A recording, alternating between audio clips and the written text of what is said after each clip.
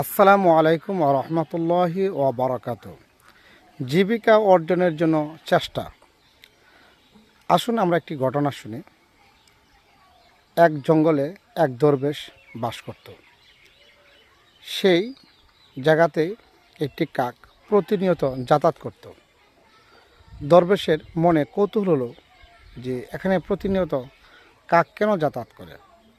অবশেষে তিনি দেখতে পেলেন একটি কাক কিছু খাদ্য নিয়ে এসে একটা বাসায় প্রবেশ করে সেখানে একটি অন্ধ সাপ থাকে, তার মুখে আহার তুলে দেয়।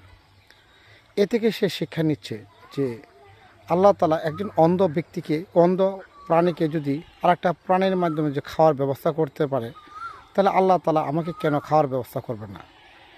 এটা প্রশ্ন মনে করেই তিনি চলে গেলেন তার খানকায়। অবশেষে তিনি খানকায় আবাদতে মশগুল হতে লাগলেন। এভাবে একদিন, 2 দিন, 3 দিন পর্যন্ত তিনি আবাদত করতে লাগলেন, কিন্তু 3 দিনের মধ্যে কোনো খাদ্যের ব্যবস্থা হলো না। অবশেষে সেই জামানার একজন নবীকে আল্লাহ তাআলা প্রেরণ করলেন এবং বললেন, যাও দরবেশকে একটা মেসেজ দিয়ে আসো। তো দরবেশকে এসে বললেন, হে দরবেশ, তুমি এখানে কার ভরসায় বসে আছো? যে একজন অক্ষম অন্ধ ব্যক্তি অন্ধ প্রাণীকে আরেকটা প্রাণীর মধ্যে সহায়তা করতেছে, কিন্তু তুমি তো অক্ষম নয়, তুমি তো সক্ষম এবং সামর্থ্য রয়েছে। তুমি কেন সামর্থ্য হওয়া সত্ত্বেও, একজন কর্মক্ষম হওয়া সত্ত্বেও তুমি পঙ্গুর মতো, অসহায়ের মতো তুমি নিজেকে ভাবতেছো?